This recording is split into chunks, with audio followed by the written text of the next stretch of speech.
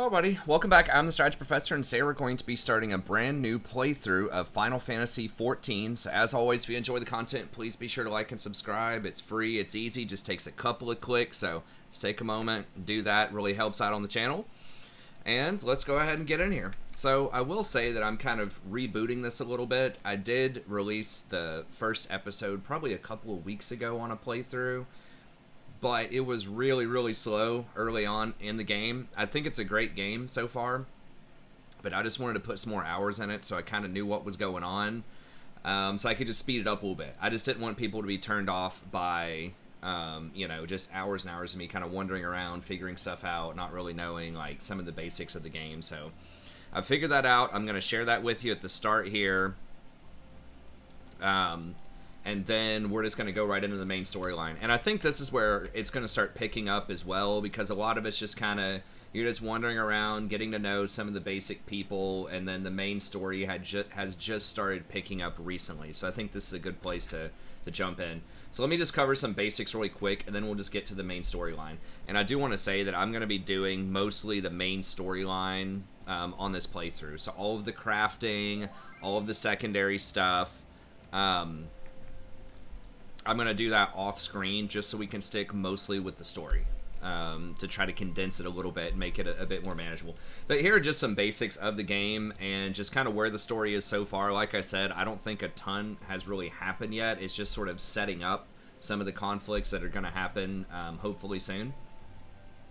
And I'm going to be releasing some videos as well on basic gameplay, crafting, how I think the game compares to World of Warcraft at the beginning, so I think that's the MMO most people are probably going to be familiar with, and I think there will be a lot of people from WoW that will continue to migrate over and give Final Fantasy XIV a try. So, so anyways, I'll have other videos to cover a bunch of stuff, but just the very basics. If you kind of want to understand what's going on in the game, I went ahead and just wrote up this document. I'm just going to go over just real quick, 5 minutes, TLDR, basics of the game, and then also just kind of what's happened in the story so far. So there are two types of classes. There are Disciples of War and Disciples of Land. I'm probably going to call the Disciples of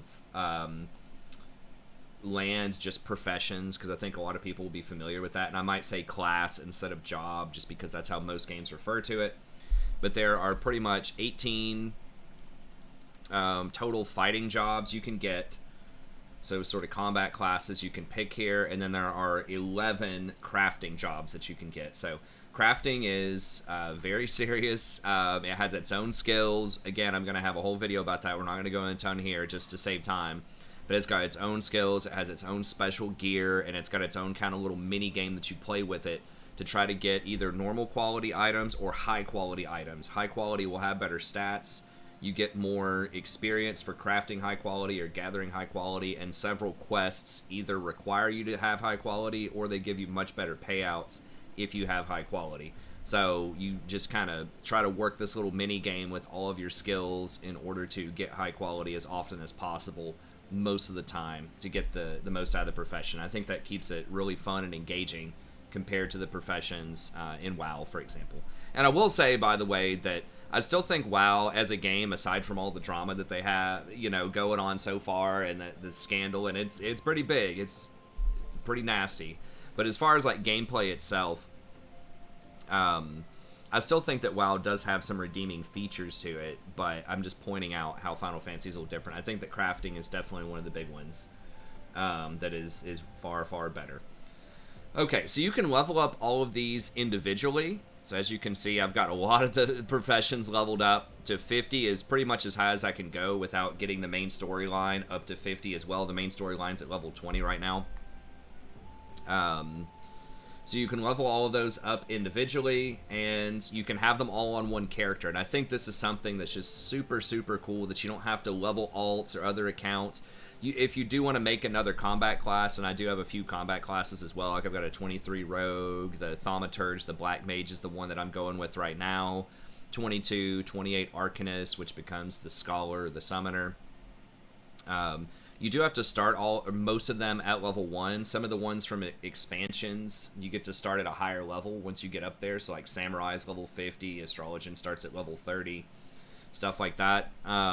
But you do have to level them up, but you get experience bonuses if you are leveling them up. And a lot of the gear is transferable. So because I already leveled up an Arcanist, which is a DPS caster, I still have gear from that. So as I level up my Thaumaturge, I can just hand that gear over to them. So if you ever want to switch, you can very easily gear yourself up. You already have the gear. You just have to reach the level requirement as you go, which is really handy. And you don't have to do the main storyline again. You've already got all of your professions where they were. So I just think it's a much, much better system for having alts, basically. It encourages you to have those alts. You don't feel as penalized. It's not as annoying to have to basically start all over. You do have to learn it and go through some stuff. It's not free, but I think the transition is a lot smoother. And all you have to do to level that up is you just pick a different, you just put on a different weapon. And they even have gear sets. So if I want to just go over to Rogue, just boom, equip set. It's got it saved. That's another big difference is you just have a ton of bag space. You have this extra armory thing, which holds all of your gear for your different classes in there. You have banks where you can put stuff as well. And you start off with these bags, which just have like 1 billion slots in them, so you don't have to start with these little 6-slot bags, you know, like you do in WoW. You have 1 million different slots for different items. So I really, really like the inventory management, the bag management system a lot better in there. But that's how you switch. You just basically switch gear, and you automatically switch classes, which is cool. You saw my skills and stuff switch down here as well. And the same is true if I want to go to like culinarian or whatever, like cook, basically. I can go into that. You can see all the skills there for the mini game that I've got for that. Lots and lots of different skills. So anyways, I think that's pretty cool. And there are a lot of ways to level as well. The main storyline you only do once per character, and that does give a lot of experience, but you can also do these levy quests, which are like mercenary quests. You can have so many per day. So if we go under like duties here, go to journal, these are the quests that I have, and then every day you get some amount. I think it's 6 per day, or it might be per 12 hours, but you get a lot of these allowances, which is how many different mercenary quests you can go on per day.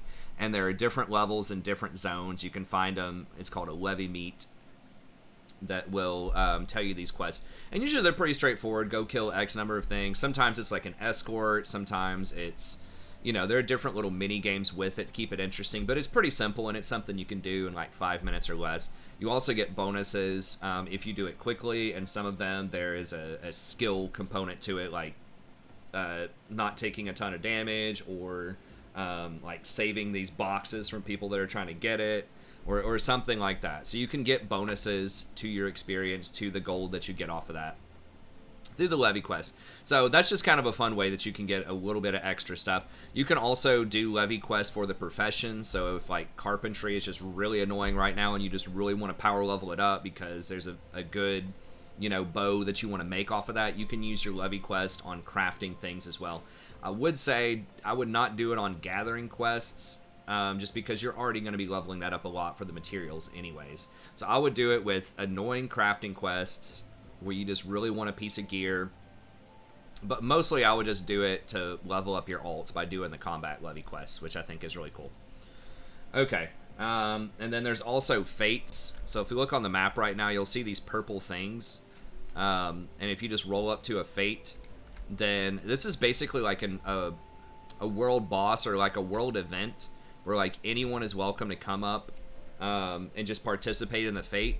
And the more you contribute towards the progress, the more experience you get. So you get some experience, you get some gold, and if you're part of a grand company, then you can get some seals as well, which is basically another currency you can use to buy some interesting stuff. So that's really cool. You can just run around looking for these fates. They show up every now and then. They're only up for so long, like 20 minutes, but there's almost always fates going on, and if you're just a little bit too high of a level, it'll scale you down, which is kind of cool. So yeah, and it's appropriate for the zone. So if it's like a level 15 to 20 zone, that's the level of the fates that you're going to see there. So I think that's really cool. I would do primarily just the main storyline, main quest storyline, and your class quests, and at least for the first 20 or 30 levels, that'll give you more than enough experience to get it done. And if you want to join in on some fates, fine. If you do happen to over-level the main storyline, which is pretty easy to do with how fast you gain experience, if you do happen to over-level it, then it scales you back down to an appropriate level to still make it an interesting challenge when you're doing some of these things, when you have to do dungeons or when you have to do, you know, scenarios for your class. So it'll be easier, obviously, if you're a higher level, but they do try to make it at least somewhat relevant by scaling you down if you do that. So that's pretty handy. I do recommend leveling as many of these secondaries as you can possibly handle early on, and the reason is, number one, they all kind of benefit each other in interesting ways. So you might need something from carpentry, some wood, in order to make your shoes as a leather worker, which seems kind of weird, but you know, some shoes might have to have soles or something in it. I don't know.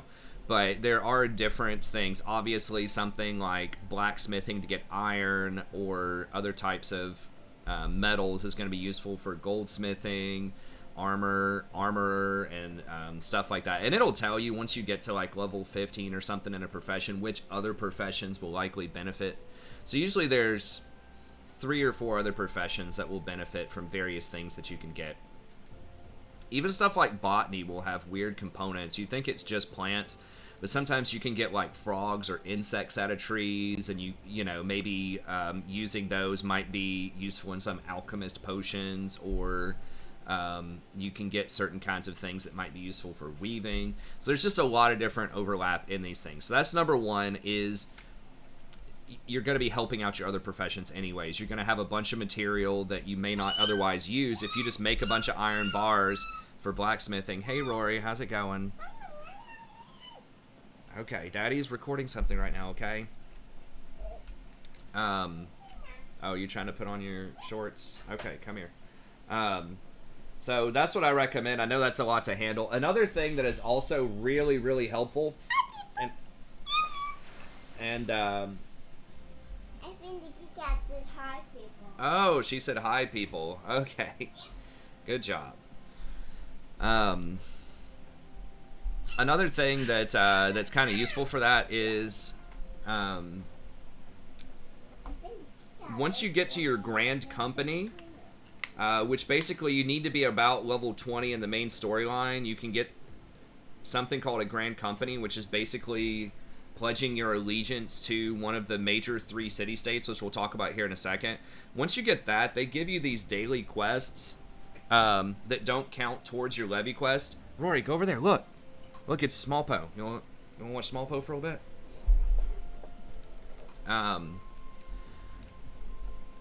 You get these quests, which you get one for each profession that you have. So if you already have a profession, Rory, can I see that? I'll turn that down.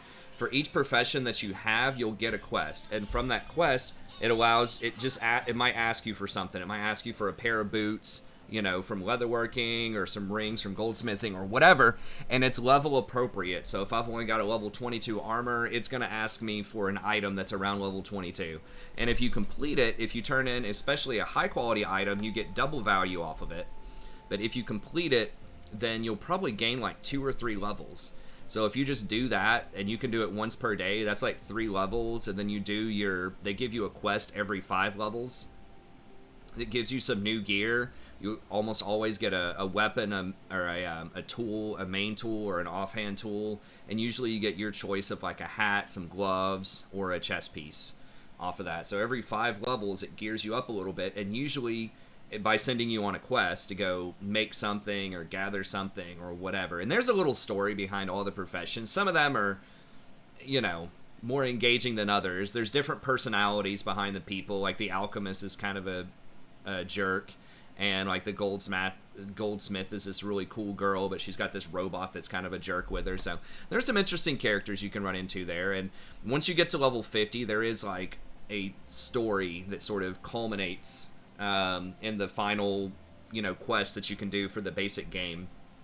So there is a narrative there. It is kind of fun. They do keep you geared out.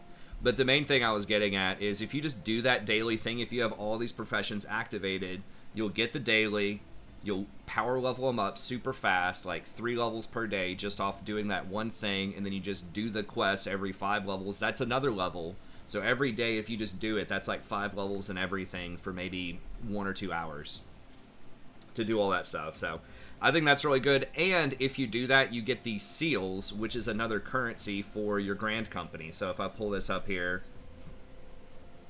currency, I'm almost capped out.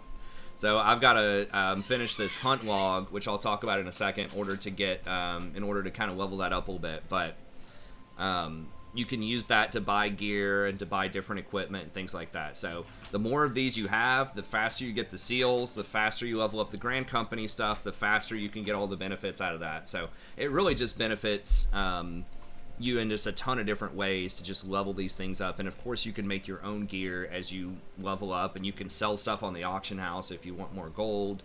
So there's a lot to be said for that. However, I understand that it is a lot of stuff, and so I tried to just give you a little ranking, and we're going to get into the main storyline here in like 5 minutes. I know I just want to spend like maybe 20 just so people can understand some of the basics of the game while you're watching. If you have to choose, these are my rankings so far of what I think is most useful. Now, all of them are useful in their own way, and it depends on which class you are on what you will find most useful. But I would say of the gathering professions, I think mining is probably the best one. And the main reason for that is it's just used in a lot of stuff, right? Like goldsmithing, blacksmithing, armor. Rory, what are you doing? Can you try to make a little less noise? Can you just watch some stuff for a second? So I think that mining is just really good. It's got a lot of different components to it, a lot of different opportunities there. Botany is another one that's pretty good if you're wanting to do especially culinarian, which I think will be really good late game. It's not that great early on, but later in the game it's really good.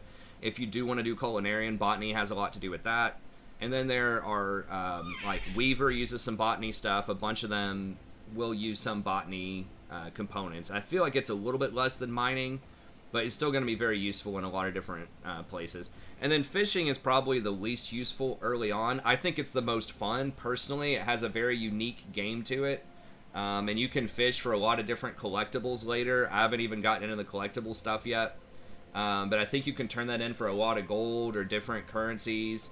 And it has an extensive housing, which I'm not going to get into here, and I don't know a ton about it yet, but people can build aquariums and things like that in their houses, and if you get some really rare fish, you can put it in your own house, or you can sell it later for, you know, someone's really cool, expensive aquarium. So there's a lot of uses, I think, for fishing, or at least a lot of cool things you can do with fishing later on in the game, but early on, it's the least practical. The only thing I think that asks for fish pretty consistently is culinarian, but there are usually other non-fish options for a lot of stuff, or you can just buy the fish off the auction house if you just need like one fish for a quest or something like that.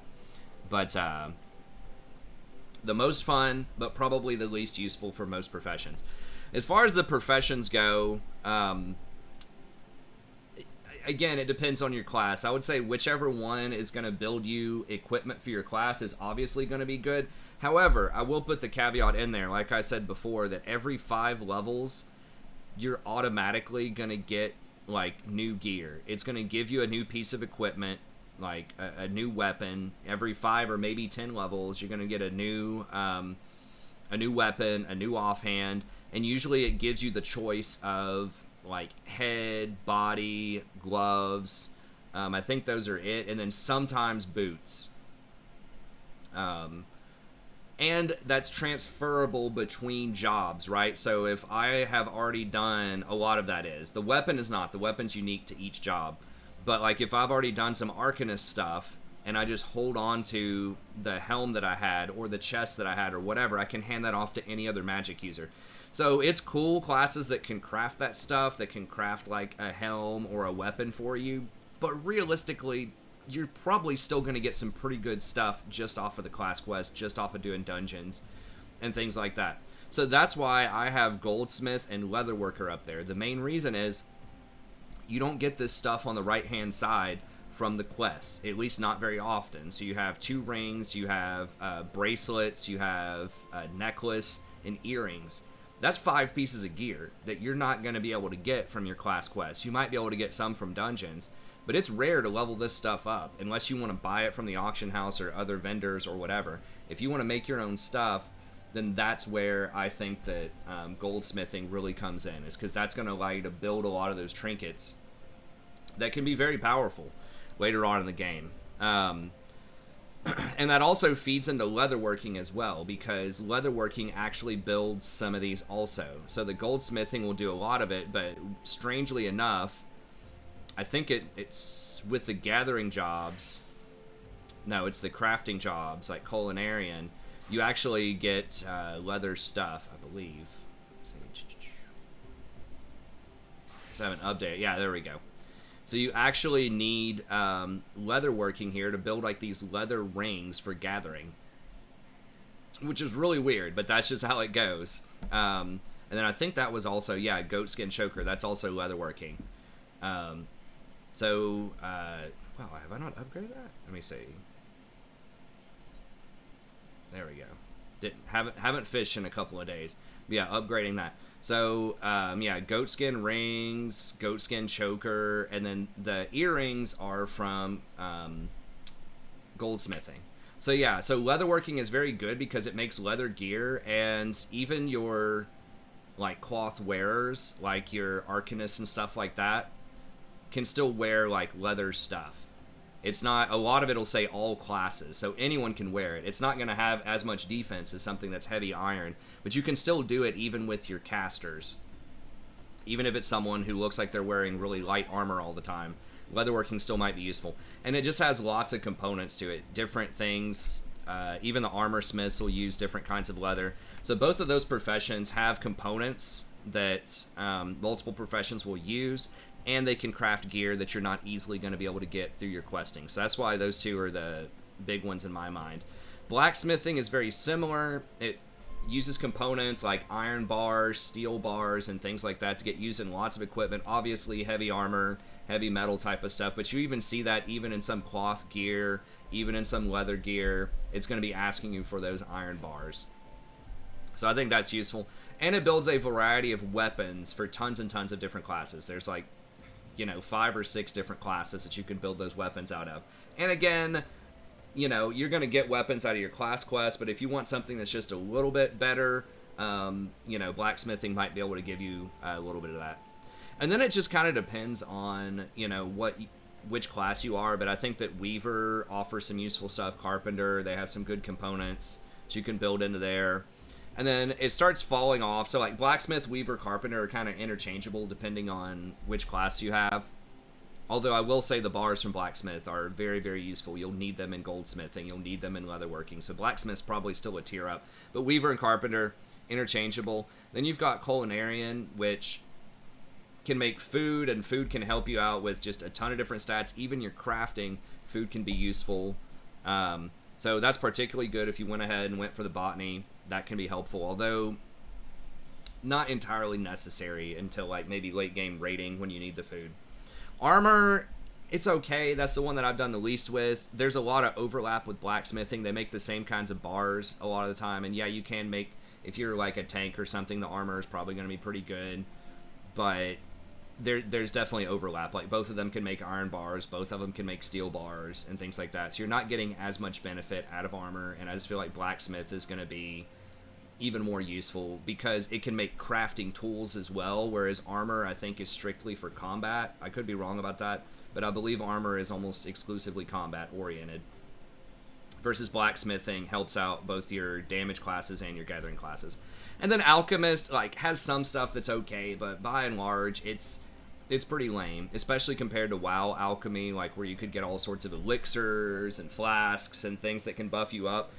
You really are limited just to kind of like health potions and very temporary like 15 to 30 second buffs of just a little bit of your combat stat. So it's not really that great so far in my experience. Now maybe it gets better late game, but if you have to drop something off, I would probably drop off some of these 3 and stick with these other ones if you don't want to do it all. Okay, last couple of things so we get in here. So the main advice that I would have to you is go through the main storyline, the MSQ, to 20 as fast as possible. Like, do that as soon as humanly possible for several reasons. Number one, you're going to get retainers off of doing that. That's basically your bank. I can show you retainers later, but I do want to get into the main storyline here in a second.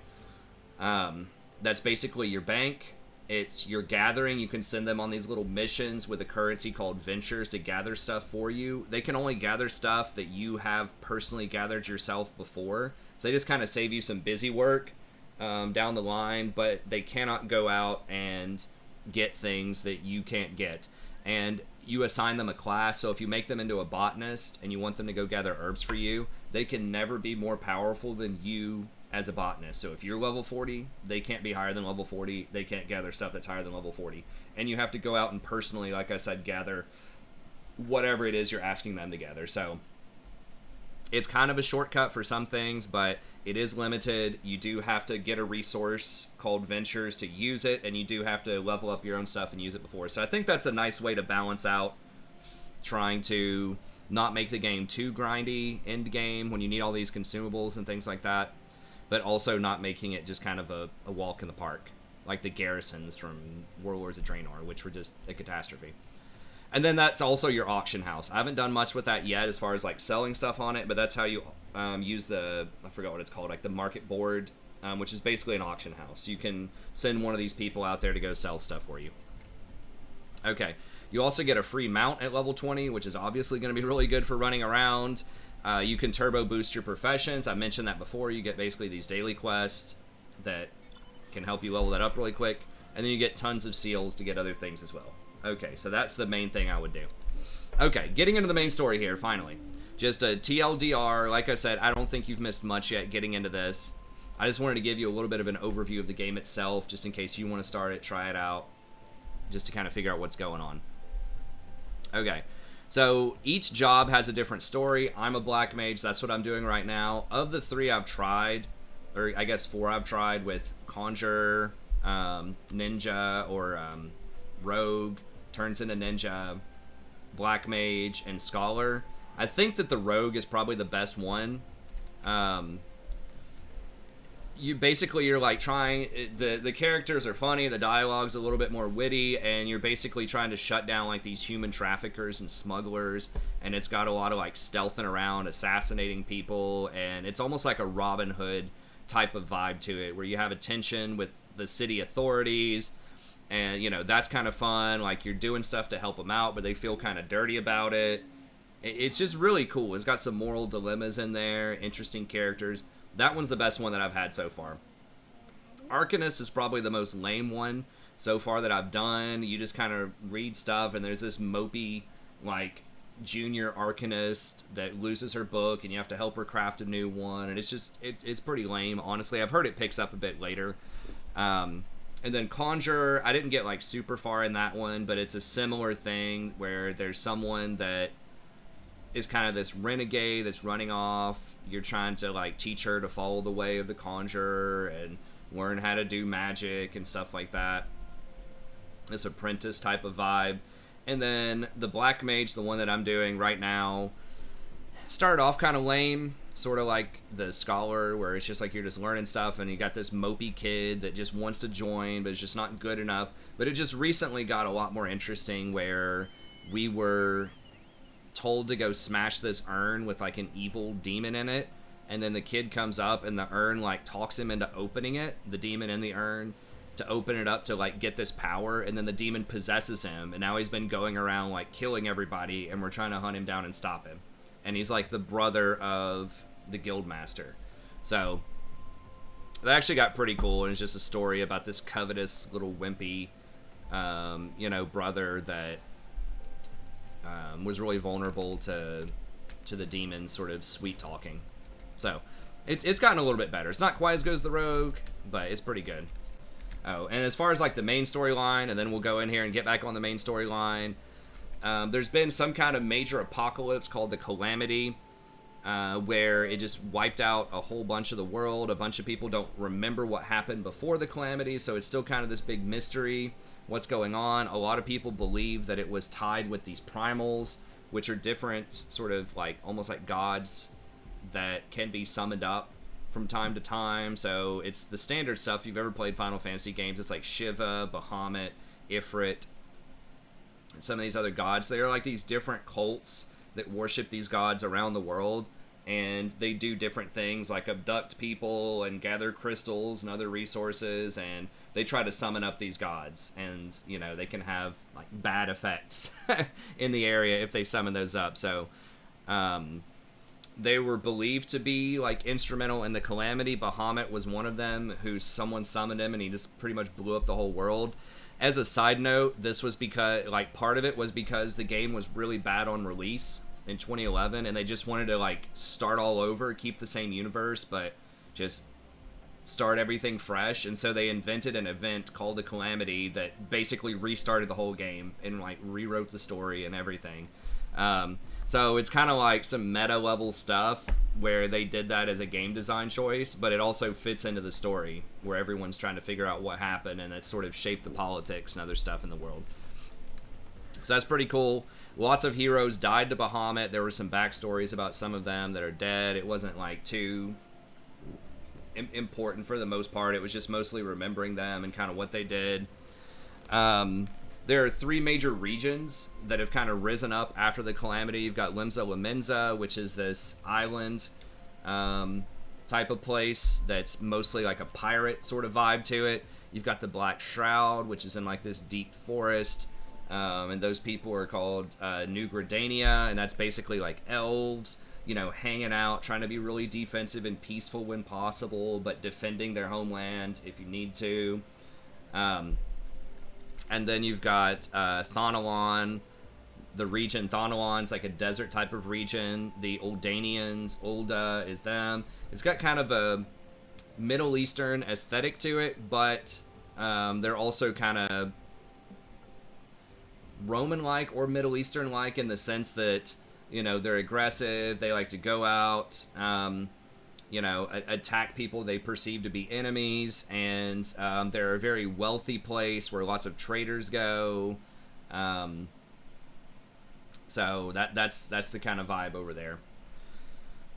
And you'll see me interacting with these people in the story. So basically, I've tried to get these 3 people to unite. I've heard their speeches, and I, you know, just recently in the story, I had to pledge allegiance to one of them. I pledged allegiance to Gridania. I just thought they had the most compelling story. I just kind of vibed with them the best. It doesn't really matter which one you pick, I don't think. You might get some extra little side story stuff off of that, I'm not sure, but it doesn't affect the main storyline, I don't believe. So yeah, Primal's up to no good, and I also joined an organization, I'm just about to talk to them again, called the Scions of the Seventh Dawn. They're like this neutral group of like do-gooders that seek to save the world from another calamity. So they're not really associated with any of the major city-states, and they're just kind of like almost like an underground organization that just goes around doing good. So they're like a chaotic good type of allegiance. Okay, and what happened recently was we got involved in this Ifrit cult, and we had some backstabbers in our midst. It was actually a pretty cool turn. The story had been kind of quiet until that point, but I had to basically go and fight Ifrit in this like dungeon, fight this fire god, take him down, and that's pretty much what's been going on now. Other points that are just kind of going on in the background that haven't really been developed a lot lately is I have some kind of relationship with this mythic crystal, some kind of deity, I'm not really sure, but I black out and have visions of things from time to time, and it gives me some powers that protect me. So like Bahamut was trying to breathe fire on me, and it protected me from that, or not Bahamut, Ifrit. So I'm not sure like entirely what's up with that, but I'm, you know, thought to be the chosen one.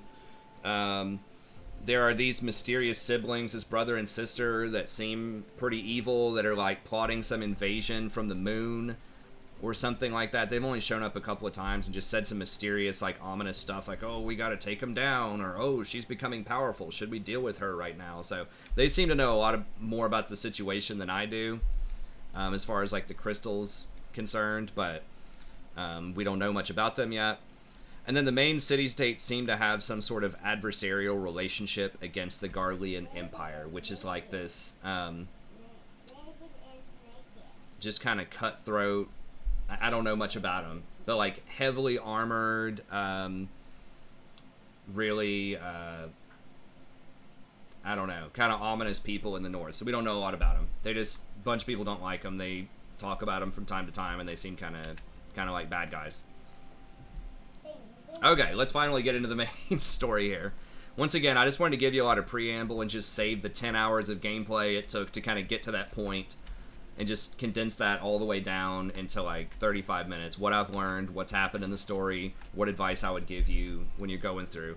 And again, I think I'll have a more in-depth beginner's guide for the game and definitely for the crafting, because there's just really not a lot of good guides out there for the crafting that I've come across. Okay. So we're going back in. Actually, hold up. Make sure I'm giving the experience over the correct class here. And you can just press the optimization button. It's great. And it'll just give you the highest eye level gear, and then you can just save it. And so just whenever you want to pull it up, it's almost always fully optimized for you. Okay. So I just pledged allegiance to Gridania. I was supposed to pick a city-state that I was going to represent. And so that's where we are right now in the story.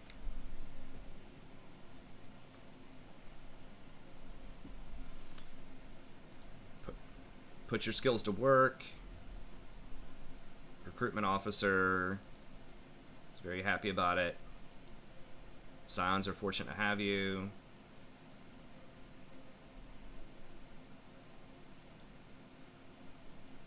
Okay. So we've got some old friends that we've run into. That we have run into.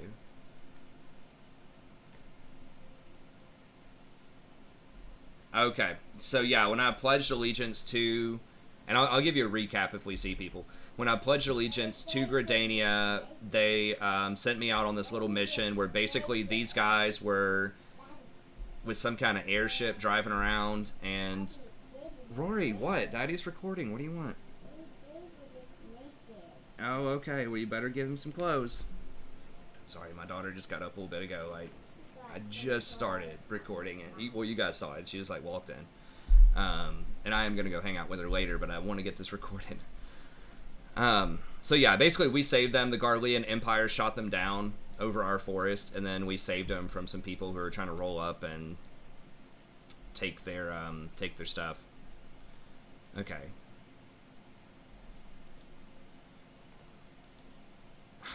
I'm Wedge. I think those were characters. I think they're in all the Final Fantasy games, a Biggs and a Wedge. Okay, so we saved them from the Garlean Empire, basically.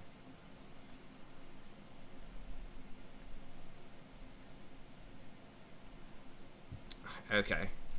So she wants the technology of their airship.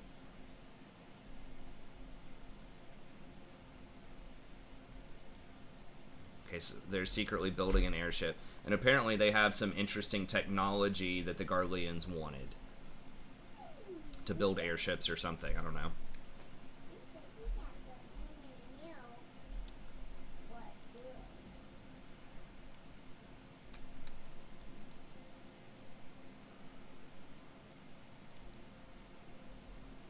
Okay.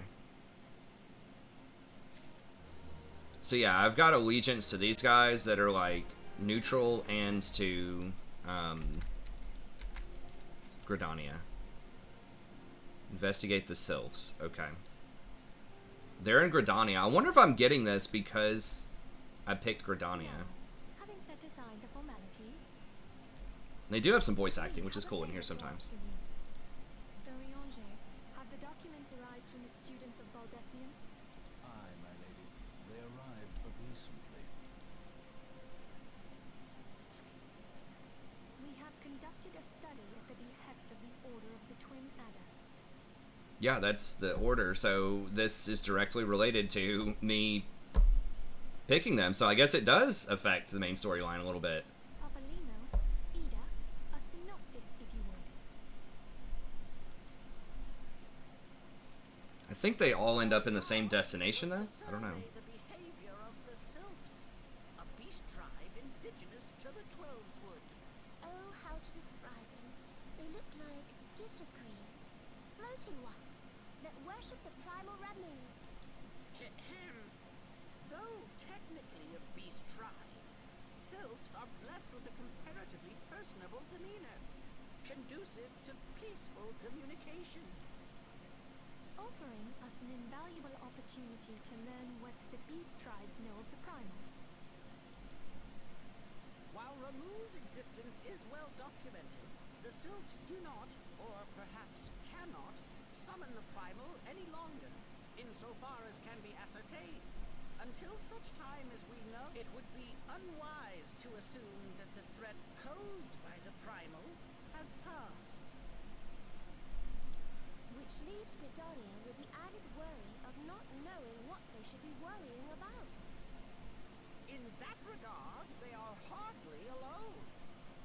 What we can say with absolute certainty is that Gridania has its hands full fending off Garuda, who, I need hardly remind you, is among the most savage and terrible of all known primals. In short, it is essential that we approach the Sylphs in as diplomatic a manner as possible. Words and actions can be misconstrued. The only sure way to communicate our intentions is the echo. Winning the Sylph's favor may well bring us a step closer to mitigating the threat of the primals. Will you help us? Where's I'm Rory? grateful. Lovely. Well, Wait, as I much heard as something. I'd like to help, I'm afraid I would be of little use to anyone in Gridania. Oh, there she is. You want a snack? Ida and Papa Limo, however, should be able to see the forest for the tree. Indeed. You are willing? Take a picture. I'm recording right now. Oh, what? Yeah. I'm watching something. Okay. Us, Ida, us! Oh, okay.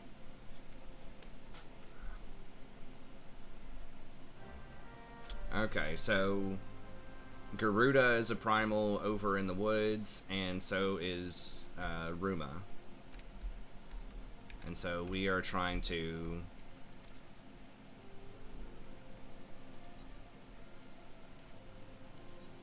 Oh, show me. Oh, there we go.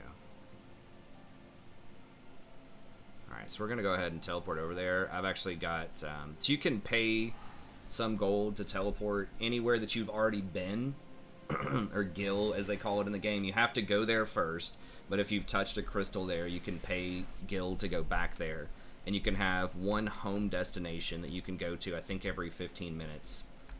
So this is Gridania. Can't summon my mount. I'm gonna go ahead. Okay, so this is at the Twin Adder. Okay.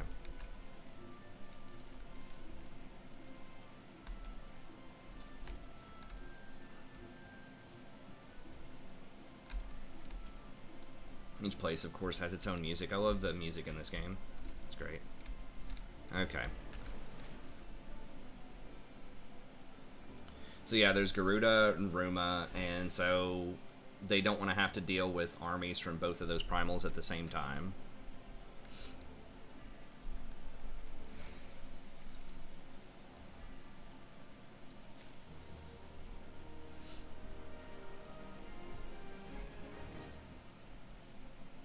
Oh, I can show you really quickly while I'm here, too. So this is the Grand Company I was talking about. Not to be confused with Free Company, which are basically like the guilds from World of Warcraft, to use that term. That's just like other actual players you can join together and, you know, go do raids and stuff like that, and you get other benefits. But that's called a Free Company. So it's independent, free from the cities. And then you have the Grand Company, which each city-state has one of these. So you can undertake these provisioning things, and I've already done a bunch of them for today, but they'll ask you, so, okay, go make this dish, and then it gives you this much experience towards the actual profession that you bake, and if it's high quality that you give them, then you get double. And you get this many seals, which are like the currency you can use there. And then once you get... So you can go gather stuff, you can craft stuff, or you can do dungeons for stuff once you get to a higher rank. Then we look at the Quartermaster here. There are different ranks you can get to, and corresponding different levels of gear. So up at the highest ranks that are revealed to me so far anyways, you can get like level 50 gear. Now, how much is this actually better than... you know, the normal gear you can craft or the quest gear? I'm not sure. there is a bonus. So you have a set bonus if you have 2 of those pieces equipped. Then you get +6 to like different stats that are relevant for that group. So you have weapons, you have different armor pieces you can buy, have different materials. So if you want Void Drake seeds, which I think are used for like housing and things like that, you can buy those. Ventures are super useful. That's something you can go like send your retainers on to give them experience. So that's handy. And then you've got other materials here. I don't know what these are used for, but they're there. So yeah, you get different things for the seals, and you need so many seals in order to level up to the next rank as well. I'll go over more of that in a different video. Okay, let's go ahead and get back in here.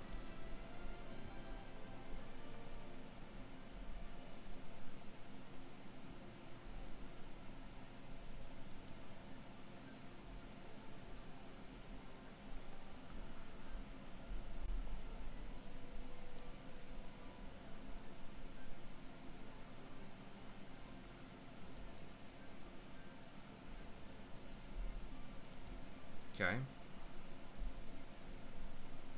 Investigating the sylphs, yeah.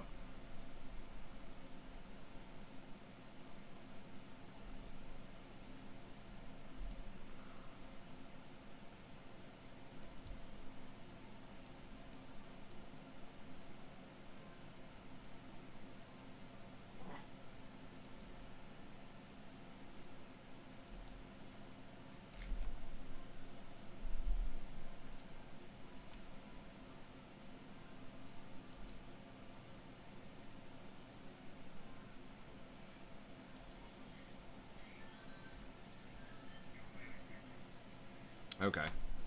So he's like, we might have to take him down. We don't want to mess with Ruma.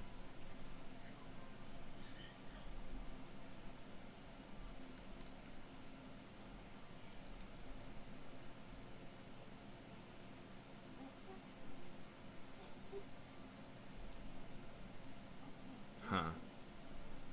I wonder if it actually impacts it. If I'm like uncivil, if there is a diplomatic way out of this without fighting them, or if it's just like I'm always gonna have to fight them. Okay, so it says that, you know, they can be relatively chill compared to some of the other beast tribes.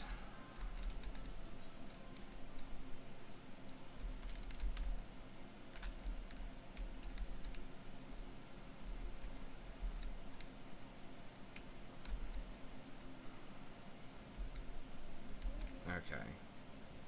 If you warp around within the same major city, it doesn't cost you any money. But if you, use the teleport to warp to somewhere else, then it will cost you a little bit. It's not a lot, but if you do it all the time, it could potentially get expensive. Okay, so I think it's just up at the top here. Run through the marketplace. I'm gonna go ahead and switch my job over to Rogue really quick, because it has a faster run speed if you get to like level 10 or something as Rogue. So it might be worth getting a Rogue to level 10 just so you can switch into it and get a faster run speed.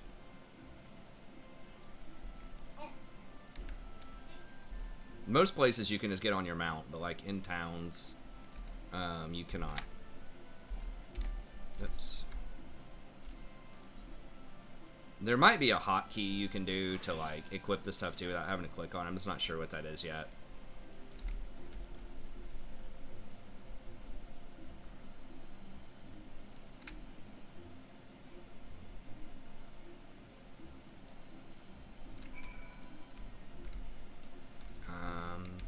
Okay, so we're going up here.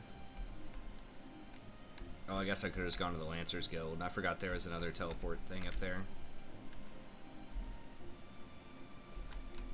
Wait, where? Oh, down here.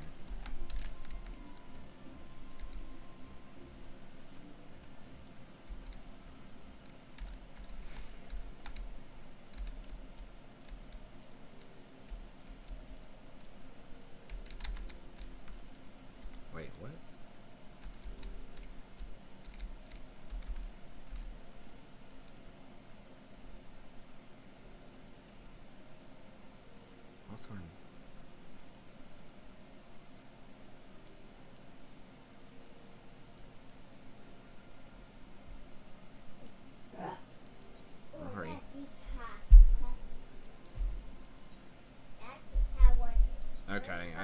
I guess I was supposed to go somewhere else. Hawthorne Hut.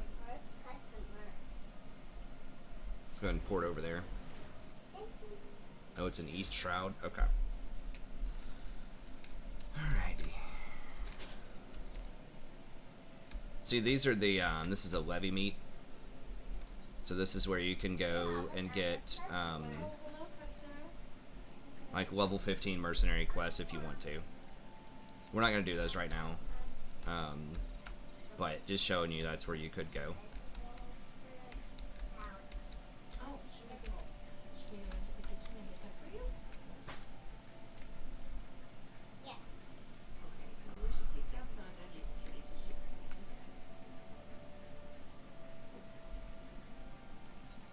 Okay, Sylph stuff.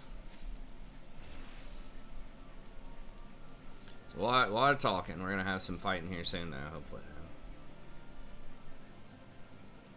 Okay, so we're trying to learn about the customs.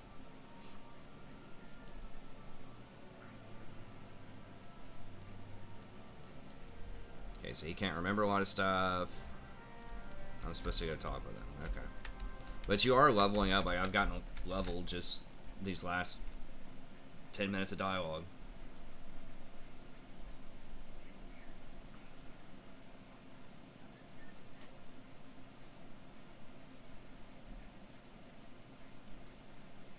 Okay, so they have weird customs.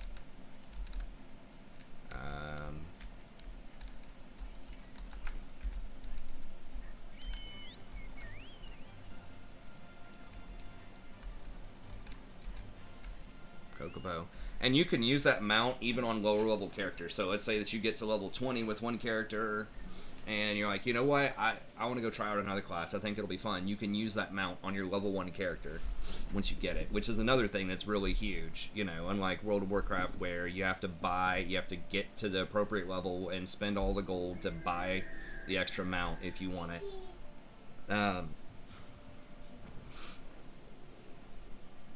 Okay. They're tricky.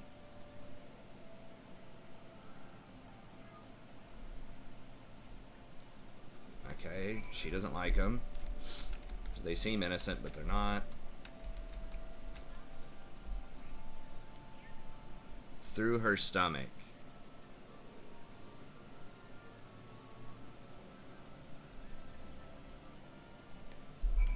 So food could be good, but it says that they're photosynthetic, basically.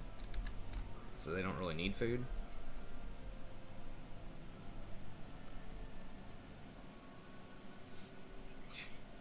Oh, he's dancing.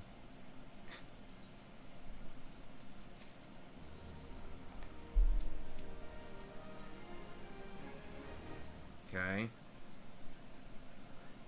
Don't take kindly.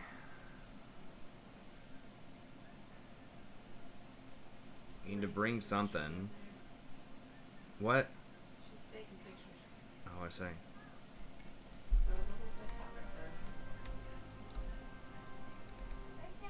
Okay, so we need to bring something for them.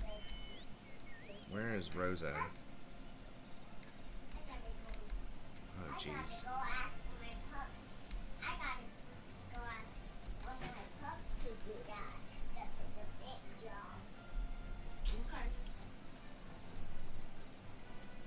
Yeah, the mount saves a ton of time, though.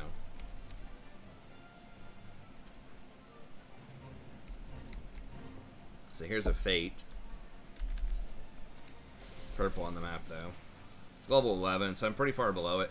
But, like, these NPCs are fighting these things, and you just help them take those things down.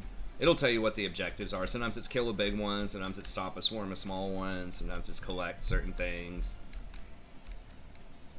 Or protect certain people.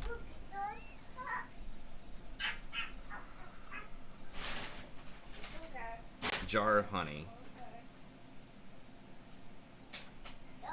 Unusual. Milk root.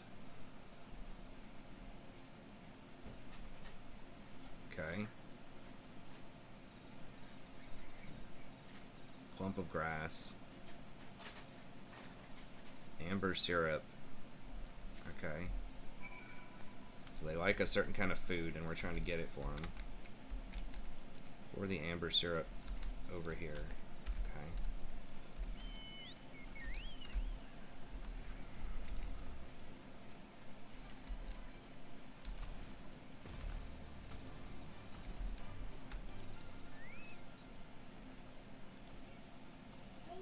Let's go to the supermarket. Let's go to the supermarket with the pups. Interesting. Let's go to the supermarket. So as far as combat goes with the Black Mage, seems kind of interesting that you have this fire phase, and we'll see as they get more skills, but I like this because you have this fire phase where basically you do a ton of damage, but then you can switch over to ice, and you get a ton of mana regen after that. And you can do different kinds of spells in different forms. So, I'll do more once we get more deep into kind of the... Present the milk root to Rolf. Okay, this dude down there again. Yeah. I'm just going to go ahead and pay 100 gil to warp over there. Yeah, basically you have these windows of fire where it just does tons and tons of damage. And then you have the ice, kind of this recharge window where you want to use a bunch of your non-fire spells and just kind of weave in a bunch of spells during a really quick window, and then go back into fire, like use cooldowns to buff yourself up, and then go back into fire and blow stuff up. And it's just got these like back and forth where you want to stay in fire as much as you can. Here's your bite.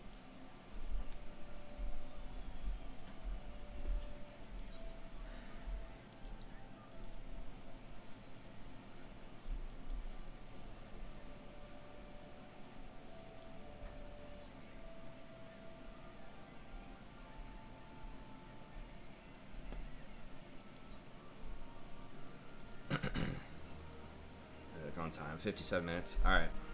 Hopefully we'll get back in there a little bit more. Sorry, I know it's a bit of a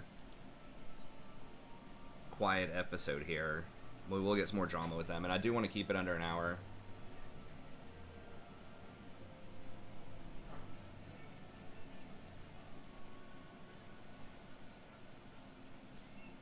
Unless it's about to go down.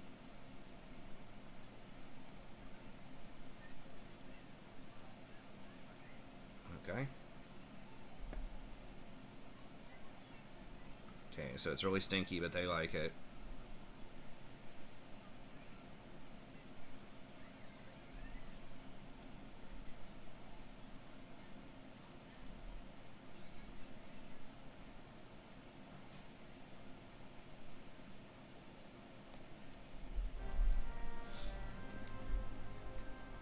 Thought he was gonna double cross me.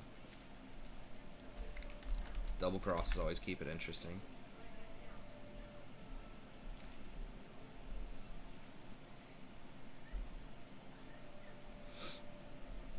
Seek out a young sylph by the name of Camuxio.